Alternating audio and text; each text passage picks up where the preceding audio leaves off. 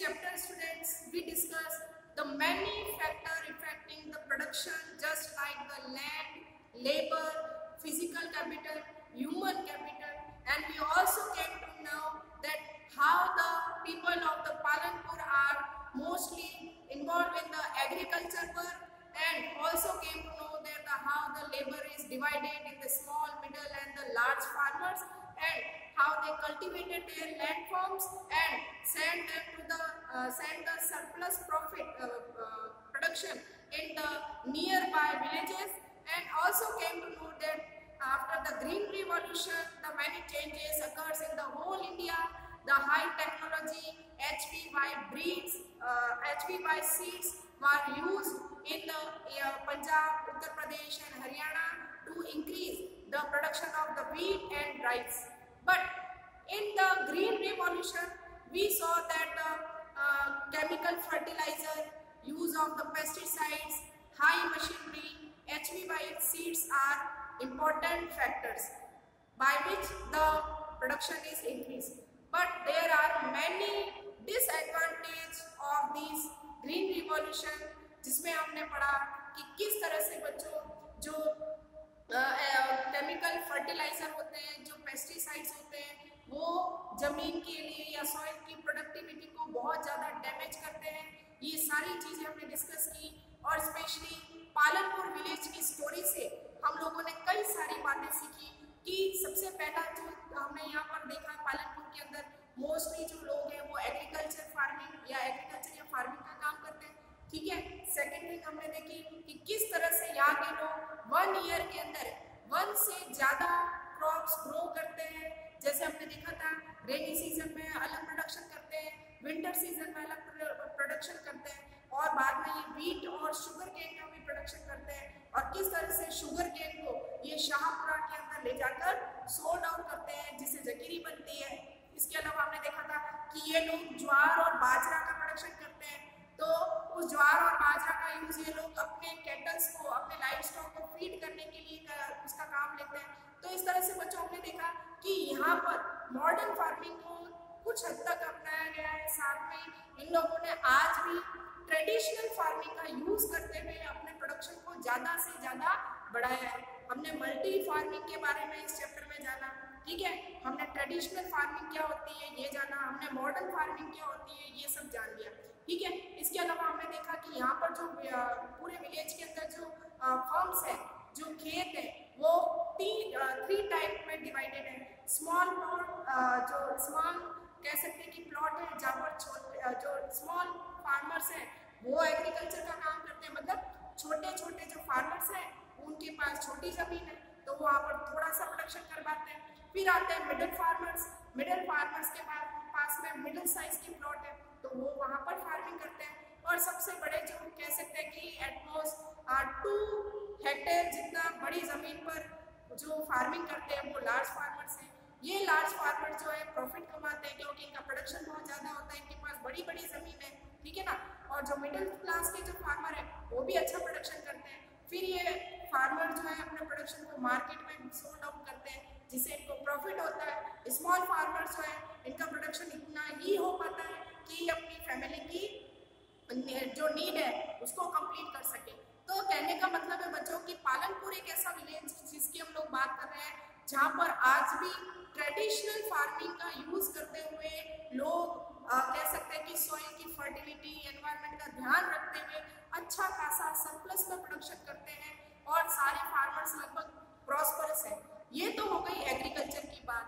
अब हम लोग आज की क्लास के अंदर बच्चों जानेंगे कि पालनपुर विलेज के अंदर एग्रीकल्चर के अलावा भी कुछ लोग जिनके पास जो लैंडलेस है, जिनके पास जमीन नहीं है, जो फार्मर्स नहीं है, तो वो लोग क्या क्या काम करते हैं। तो आज हम जानेंगे नॉन फार्म एक्टिविटीज, मतलब खेती बाड़ी से हटकर, फार्मिंग से हटकर पालनपुर के अंदर और कौन कौन से स्कोप है, कौन कौन सी एक्टिविटीज में लोग जो है इन्वॉल्व रहते हैं। तो स्टार्ट करते हैं। आज का जो हमारा टॉपिक है बच्चों वो है non farm activities in Palanpur. Palanpur के अंदर हम लोग बात करेंगे उन लोगों की जो फार्मर्स नहीं है, मतलब फार्मिंग के अलावा दूसरे क्या क्या काम है जो गांव के अंदर लोग करते हैं। तो बच्चों सबसे पहला जो हम लोग यहाँ पर देखेंगे कि 25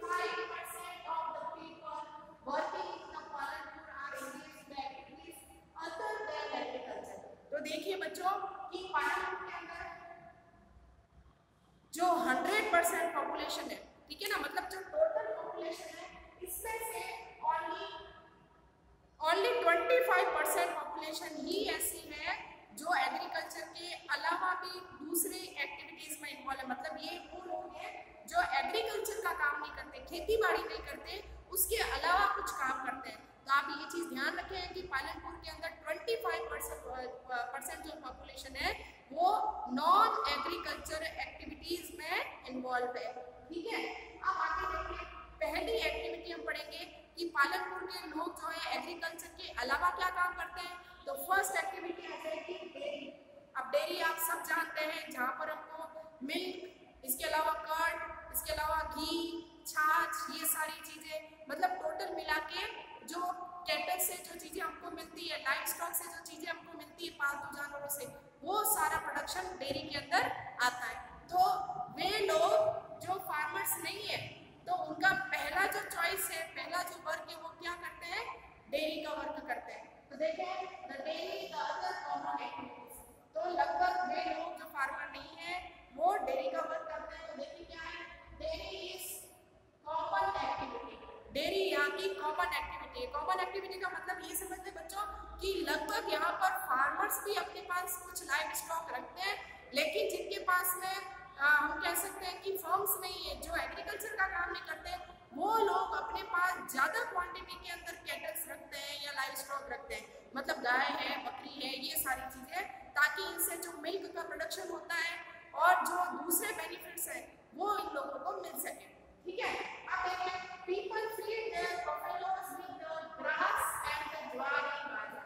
यहाँ पर रहने वाले लोग अपने लाइव स्टॉक को, अपने जानवरों को पेट भरने के लिए या जानवरों के लिए ज्वार, बाजरा और ग्रास का यूज करते हैं। मतलब ग्रास मतलब घास। इसके अलावा हमने पढ़ा था बच्चों कि पालनपुर के अंदर जो फार्मर्स हैं वो ज्वार बाजरा का कल्टीवेशन करते हैं, और इस ज्वार बाजरा का यूज क्या होता है, इन कैटल्स को फीड करने में। कैटल्स को मतलब इन जानवरों के खाने की जरूरत को पूरा करने के लिए ज्वार बाजरा का यूज किया जाता है। ठीक है, आगे हम बात करते हैं, milk is sold in the Raiganj. अब ये रायगंज हम लोगों ने स्टार्टिंग में पढ़ा था कि पालनपुर की नेबरिंग विलेज है, मतलब पालनपुर का पड़ोसी गांव है, छोटा सा जो रोड से कनेक्टेड है। तो पालनपुर में जितना भी मिल्क प्रोडक्शन होता है उसको ये लोग कहाँ सोल्व करते हैं, रायगंज के अंदर। तो टोटल मिला के सारा जो मिल्क है पहले उसको विलेज में कलेक्ट किया जाता है, बड़े बड़े टैंकर्स में फिल किया जाता है, और यहाँ पे ये भी कह सकते हैं बच्चों कि जितने भी इस विलेज के अंदर बहुत ज्यादा जो मिल्क का प्रोडक्शन है उसको ये लोग ले जाकर रायगंज के अंदर बेच देते हैं, सोल्ड कर देते हैं। Milk is transported to far away towns and cities. और इसके अलावा भी पालनपुर के अंदर इतना मिल्क प्रोडक्शन होता है कि सारा मिल्क जो है वो आसपास के जो टाउन्स और सिटीज है वहां पर सेल करने के लिए भेजा जाता है। तो बच्चों ये तो बात हो गई डेयरी की, कि डेयरी जो है वो उन लोगों की चॉइस है जो नॉन फार्मिंग एक्टिविटीज के अंदर इन्वॉल्व है। ठीक है, तो यहाँ आप लोग ध्यान रखें कि डेयरी जो है इसके अंदर मोस्टली जो लोग हैं वो इन्वॉल्व है, नॉन फार्मिंग एक्टिविटी है, और साथ में यहाँ पर जितना भी प्रोडक्शन होता है वो आसपास के टाउन्स और सिटीज के अंदर उसकी सप्लाई कर दी जाती है। तो ये तो हो गई डेयरी की बात। आगे हम लोग बात करते हैं an example of the small scale manufacturing. अब देखिए यहाँ ये दो वर्ड आपके लिए बहुत नए हैं। क्या लिखा हुआ है, स्मॉल स्केल मैन्युफैक्चरिंग। तो सबसे पहले बच्चों ये समझें कि स्मॉल स्केल क्या होता है। स्मॉल स्केल इंडस्ट्री होती है बच्चों। इस इंडस्ट्रीज जो है आप लोग क्लास 8 के अंदर बहुत अच्छी तरीके से आपने स्टडी किया है। जब हमने इंडस्ट्रीज वाला चैप्टर पढ़ा था तो हमने उसमें पढ़ा था कि there are 3 type of industries, cottage industries, small scale industries and large scale industries. Cottage industries वे इंडस्ट्रीज होती है बच्चों जो फैमिली के अंदर, घर के अंदर ही जनरेट की जाती है, ऑपरेट की जाती है। जैसे हमने देखा है कई बार जब पिकल बनाने का काम है, मतलब अचार बनाने का काम है, या ये हम कह सकते हैं कि वेविंग का काम है, सिलाई का काम है, या कुछ ऐसी चीजें जो छोटी बड़ी चीजें हैं, तो इस कॉटेज इंडस्ट्री जो है एक लोअर लेवल पर प्रोडक्शन होता है, बहुत छोटा सा प्रोडक्शन होता है जिसमें मशीनरी की नीड नहीं होती, जिसमें इलेक्ट्रिसिटी की नीड नहीं होती, बस फैमिली के ही 5 to 10 मेंबर मिलकर चीजों का प्रोडक्शन करते हैं और उसको मार्केट के अंदर सोल्ड आउट करते हैं। तो ये तो होती है कॉटेज इंडस्ट्री, ठीक है, जिसको हम लोग गृह उद्योग कहते हैं, मतलब घर पर ही सामान बनाकर आसपास के एरियाज में उसकी सप्लाई करना। सेकेंड लेवल पर आता है स्मॉल स्केल इंडस्ट्रीज। अब स्मॉल स्केल इंडस्ट्रीज क्या होती है बच्चों, तो कॉटेज इंडस्ट्री से थोड़ी बड़ी इंडस्ट्रीज होती है जहाँ पर थोड़ी बहुत मशीनरी की जरूरत पड़ती है, 5 to 10 लाख रुपीस का इसके अंदर कैपिटल जो है वो डाली जाती है, मतलब 5 से 10 लाख रुपए का खर्चा आता है। फिर यहाँ पर ऑलमोस्ट 50 पीपल जो है या लेबर जो है वो वर्क करते हैं, कम से कम 50 लोग जहाँ पर काम करते हैं, ठीक है। और इसके अलावा यहाँ पर इलेक्ट्रिसिटी भी जो है वो खर्च होती है। मतलब सिंपल सी बात है बच्चों की, कुछ छोटी बड़ी मशीनरी होगी तो उसको जनरेट करने के लिए, उसको चलाने के लिए, ऑपरेट करने के लिए इलेक्ट्रिसिटी की जरूरत होगी।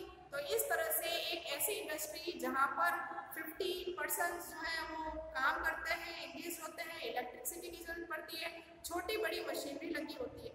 तो पालनपुर अब विलेज है बच्चों, इसीलिए यहाँ पर स्मॉल स्केल इंडस्ट्रीज ज़्यादा देखने को मिलती है। मतलब छोटे छोटे यहाँ पर कह सकते हैं इंडस्ट्रीज लगी हुई है जहाँ पर इतना प्रोडक्शन होता है कि जिससे उस गांव की नीड को, उस विलेज की नीड को पूरा किया जा सके, ठीक है। मतलब स्मॉल स्केल इंडस्ट्रीज में जो प्रोडक्शन होता है उसको लोकल मार्केट में, आसपास के मार्केट में सोल्ड किया जाता है, ठीक है।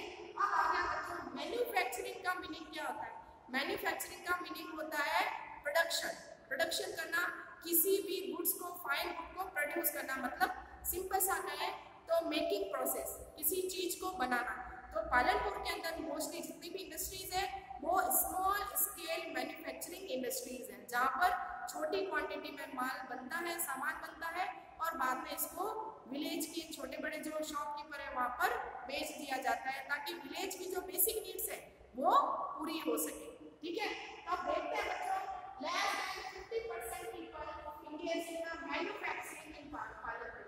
अब देखिए बच्चों, पालनपुर के अंदर वे लोग जो नॉन फार्मिंग एक्टिविटीज में इन्वॉल्व है, मतलब जिनके पास खेती बाड़ी का काम नहीं है, तो उनमें से 50% से भी कम पॉपुलेशन जो है वो स्मॉल स्केल इंडस्ट्रीज में वर्कआउट करती है, ठीक है। It involves very simple production methods and are done on the small scale. अब यहाँ पर बच्चों हाई टेक्नोलॉजी तो है नहीं, ना ही आप लोग देखें कि बहुत बड़ी, जहाँ पर हम लोग देखते हैं मिलियंस ऑफ रुपीस जो है कैपिटल की तरह यूज होते हैं, बहुत बड़ी बड़ी इंडस्ट्रीज यहाँ पर नहीं है। इसीलिए यहाँ पर जो प्रोडक्शन होता है ये सिंपल प्रोसेस से बनता है, मतलब सिंपल प्रोडक्शन किया जाता है और स्मॉल स्केल में किया जाता है, ताकि विलेज के अंदर सप्लाई किया जा सके। तो यहाँ पर ये ध्यान रखें कि पालनपुर के अंदर जो मोस्टली इंडस्ट्रीज है बच्चों वो स्मॉल स्केल इंडस्ट्रीज है, ठीक है। तो ये तो हो गई डेयरी की बात। यहाँ पर हमने देख लिया स्मॉल स्केल इंडस्ट्री। तो कहने का मतलब पालनपुर के कुछ लोग डेयरी का काम करते हैं, कुछ लोग स्मॉल स्केल इंडस्ट्रीज चलाते हैं, मतलब छोटे बड़े कारखाने कह सकते हैं, छोटी छोटी फैक्ट्रीज है वहाँ पे काम करते हैं। आगे हम पढ़ते हैं शॉपकीपर्स ऑफ पालनपुर। अब बाकी जो पॉपुलेशन बच गई है तो कुछ लोग यहाँ पर ऐसे भी है जो शॉप के ऊपर वर्कआउट करते हैं, या ये कह सकते हैं जिनकी खुद की शॉप है, जो सामान को कह सकते हैं होलसेलर से लाते हैं और रिटेलर को सोल्ड आउट कर देते हैं। मतलब बड़े बड़े शॉपकीपर से सामान खरीदते हैं और विलेज में लाकर उसको बेच देते हैं। तो थर्ड जो एक्टिविटीज है बच्चों वो है shopkeepers of Palanpur. The traders of Palanpur are shopkeepers who buy various goods from wholesale market in cities and sell in village। अब यहाँ पर आप लोग बच्चों ध्यान दें, थोड़ा सा दो वर्ड नए हैं यहाँ पर आपके लिए। पहली बात तो ये समझे कि पालनपुर विलेज के अंदर लगभग जितने भी लोग हैं जो शॉपकीपिंग का काम करते हैं, जिनकी खुद की दुकानें हैं, है ना, शॉप्स है, वे लोग बड़ी बड़ी सिटीज में जाते हैं, वहाँ पर जो होलसेल मार्केट है वहाँ से सामान खरीदते हैं और उसी सामान को ये लोग मार्केट में लाके सोल्ड आउट कर देते हैं। तो बच्चों ये प्रोडक्शन की एक चेन होती है। प्रोडक्शन की एक चेन का मतलब क्या, आपको पता है कि जो भी प्रोडक्शन होता है वो कहाँ पर होगा, कहाँ पर होगा, इंडस्ट्री में। भाई इंडस्ट्री का मतलब जहाँ पर सामान बनता है। अब जब बड़ी बड़ी इंडस्ट्रीज के अंदर सामान बनता है तो फिर वो कहाँ जाता है, मार्केट में। लेकिन मार्केट में छोटे छोटे शॉपकीपर्स के पास ये सामान नहीं जाता, ये जाता है बिग शॉपकीपर्स के पास। तो ये जो बड़े शॉपकीपर होते हैं इनको कहते हैं होलसेलर, ठीक है। होलसेलर कौन है, बिग बिग शॉपकीपर्स है जो पर्टिकुलर किसी एक तरह के सामान का बहुत बड़ा स्टोरेज रखते हैं, बहुत बड़ी इनके पास स्टॉक होता है, ठीक है, और इनको होलसेलर कहते हैं। फिर क्या होता है, ये होलसेलर जो है मार्केट के अंदर जितने भी स्मॉल शॉपकीपर्स होते हैं उनको अपने स्टोर में से माल की सप्लाई करते हैं। तो होलसेलर के बाद में कौन आता है, रिटेलर, ठीक है। तो ये मार्केट की चेन होती है बच्चों, इसको वापस समझे। सबसे पहले किसी गुड का या सामान का प्रोडक्शन कहाँ होगा, इंडस्ट्री में। अब इंडस्ट्री से ये सामान कहाँ जाएगा, बड़े शॉपकीपर्स के पास, जिनके पास लाखों का करोड़ों का स्टॉक होता है, बड़े बड़े गोडाउन्स होते हैं जहाँ पर बहुत ही कम प्राइस के अंदर इन लोगों के पास सामान पहुँचता है। फिर ये क्या करते हैं कि जो सामान इनके पास है उसमें ये प्रॉफिट कमाते हैं। जैसे मान लीजिए बच्चों, कोई सामान पर पीस इंडस्ट्री में बन रहा है 5 रुपीज का, तो इंडस्ट्री होलसेलर को बेचेगी तो उसको ट्रांसपोर्टेशन की जरूरत पड़ेगी। जैसे मान लीजिए ट्रक है, ऑटो है, रिक्शा है, तभी तो होलसेलर तक सामान पहुंचाएगा, तो अपना खर्चा जोड़ेगा। तो यहाँ पर होलसेलर क्या करता है, 10 रुपीज में बेचता है, और 10 रुपीज से होलसेलर किसको बेचेगा, रिटेलर को, जो जब अपना प्रॉफिट निकालेगा तो रिटेलर को वो चीज कितने में पड़ती है, 50 रुपीज में, और जब हम तक वो चीज पहुंचेगी जब तक कितने में जाएगी, 20 रुपीज में। तो इंडस्ट्री में सामान बना, वो सामान कहाँ गया, बिग शॉप कीपर्स के पास, जिनके पास बहुत बड़े बड़े गोदाम हैं, जो लाखों का माल खरीदते हैं। अब ये होलसेलर छोटे बड़े दुकानदार जो है आसपास के मार्केट में, उनको सामान की सप्लाई करती है, इनको क्या कहते हैं, रिटेलर। तो इस तरह से यहाँ पर जो शॉपकीपर है बच्चों पालनपुर के अंदर, वो लोग क्या करते हैं कि, तो इस तरह से बच्चों यहाँ पर छोटे छोटे ट्रेडर्स हैं, छोटे छोटे शॉपकीपर्स हैं, सिटी जाते हैं, वहाँ से बल्क में सामान खरीद के लाते हैं होलसेलर से, और विलेज में लाकर ये उस सामान को सेल कर देते हैं। तो इस तरह से ये प्रोसेस यहाँ पर चलता है। तो कुछ कहने का मतलब है, पालनपुर के अंदर कुछ लोग जो है वो शॉपकीपर है। अब देखते हैं, families whose houses are close to the bus stand have used a part of the space to open small shops। अब यहाँ पर ध्यान दीजिएगा बच्चों कि पालनपुर विलेज के अंदर जिन लोगों के घर बस स्टैंड के पास है ना, या रोड के पास में है, उन लोगों ने अपनी ओपन स्पेस का यूज, मतलब मान लीजिए कोई फैमिली है उसके पास में एक्स्ट्रा लैंड है, एक्स्ट्रा जमीन है, तो वहां पर इन लोगों ने क्या किया है, अपनी शॉप बना दी है। और इस तरह से ये फैमिलीज जो है अपनी, कह सकते हैं कि बस स्टैंड के पास अगर उनका घर होता है तो वो वहां पर अपनी शॉप ओपन कर लेते हैं, जिससे इनको प्रॉफिट कमाना पड़ता है, या ये प्रॉफिट कमाते हैं। तो इस तरह से ये कह सकते हैं कि यहाँ पर कुछ लोग डेयरी के अंदर इन्वॉल्व है, कुछ लोग जो है वो हम लोग कह सकते हैं कि स्मॉल स्केल इंडस्ट्रीज के अंदर इन्वॉल्व है, कुछ लोग शॉपर्स हैं, ट्रेडर्स हैं, जो कि शॉप खोलते हैं या दुकानें हैं जिनके पास, जहाँ पर ये सामान को खरीदते और बेचते हैं। अब हम आते हैं ट्रांसपोर्ट। देखिए बच्चों, मोस्टली हम जब विलेज का नाम लेते हैं तो हमारे दिमाग में एक ही पिक्चर आती है, जहाँ पहले भी मैंने बताया है कि कच्ची सड़कें, या हम ये कहते हैं कि ऐसी जगह जहाँ पर रोड्स नहीं है, जहाँ पर आपको ट्रांसपोर्टेशन देखने को नहीं मिलेगा, ना आपको वहाँ पर कार मिलेगी, ना आपको बस मिलेगा, ना आपको इवन ऑटो मिलेगा। लेकिन पालनपुर जो है वो कुछ अलग है, ठीक है, ये बात मैं आपको चैप्टर के स्टार्टिंग में बता चुकी हूँ। तो देखिए कुछ अलग है का मतलब क्या, कि ये विलेज जो है थोड़ा सा डेवलप्ड विलेज है, जहाँ पर इलेक्ट्रिसिटी आपने देखे कि सब जगह इलेक्ट्रिसिटी आपको देखने को मिलेगी, सारी तरह की वे सारी फैसिलिटीज जो आपको सिटीज में देखने को मिलती है वो हम इस विलेज के अंदर देख सकते हैं। तो इस तरह से पालनपुर विलेज थोड़ा सा डेवलप्ड विलेज कह सकते हैं, इसीलिए यहाँ पर ट्रांसपोर्टेशन जो है वो बहुत रिच है। ट्रांसपोर्टेशन रिच होने का मतलब ये है बच्चों कि यहाँ पर लोगों के पास विलेज के अंदर सारे तरह के ट्रांसपोर्ट सिस्टम आप लोग देख सकते हैं। तो देखिए, जैसे देखिए, variety of vehicles on road connecting Palanpur the Raiganj. अब यहाँ पर पालनपुर के आसपास जितने भी विलेज है, बेसिकली पालनपुर के पास वाला जो विलेज है वो है रायगंज। तो पालनपुर आसपास के विलेजेस से रोड से कनेक्ट है। तो कहने का मतलब सबसे स्पेशल बात क्या है कि यहाँ पर आपको पक्का रोड्स देखने को मिलेंगे। सेकेंड थिंग देखिए, rickshaw, tonga, jeep, tractor, truck, bullet truck are used to as the means of transport. और इसके अलावा आप लोग देख लीजिए कि यहाँ पर ट्रांसपोर्टेशन की अगर बात करें तो यहाँ पर आपको जी, ट्रैक्टर, ट्रक, बुलेट कार्ट। तो ट्रेडिशनल ट्रांसपोर्टेशन के अलावा, अब ट्रेडिशनल का मतलब क्या, जो पहले से चले आ रहे हैं, जैसे बुलेट कार्ट है, जैसे डोंगा है, ये सारी चीजें तो ट्रेडिशनल है। तो ट्रेडिशनल ट्रांसपोर्टेशन के साथ में हमको यहाँ पर कुछ मॉडर्न ट्रांसपोर्टेशन भी देखने को मिलता है, जैसे ट्रक है, ट्रैक्टर है, जीप है। ये चीजें तो आपको पता है बच्चों की समय के साथ बदली है, टाइम के साथ चेंज हुआ है। और सारे विलेजेस के अंदर जरूरी नहीं है आपको कि सारे ट्रांसपोर्टेशन देखने को मिले। तो कहने का मतलब पालनपुर अपने आप में एक बहुत ही स्पेशल विलेज है, फैसिलिटीज यहाँ पर सारी है। लगभग ये कह सकते हैं कि ये एक डेवलप्ड विलेज हो सकता है, ठीक है, क्योंकि यहाँ पर एग्रीकल्चर भी हो रहा है, डेयरी प्रोडक्शन भी हो रहा है, इंडस्ट्रीज भी है, शॉपकीपर्स भी यहाँ पर काफी है, तो जो जिनसे लोगों की बेसिक नीड्स कंप्लीट हो जाती है।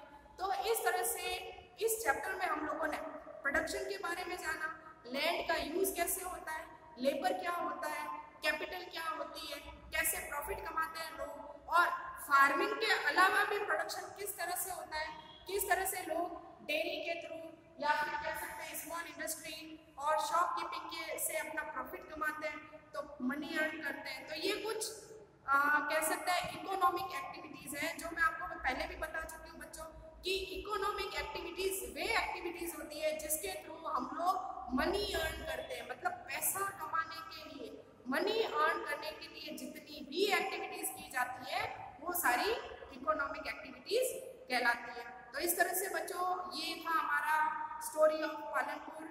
आज आपका ये चैप्टर यहीं पर होता है कंप्लीट। कई सारी चीजें, कई सारी बेसिक इंफॉर्मेशन इकोनॉमिक्स के बारे में हमको इस चैप्टर से जानने को मिली है। इसी तरह से अगली क्लास के अंदर भी हम लोग इकोनॉमिक्स के बारे में कुछ और नई चीजें नए चैप्टर के साथ लेके आएंगे, समझेंगे नई चीजों को।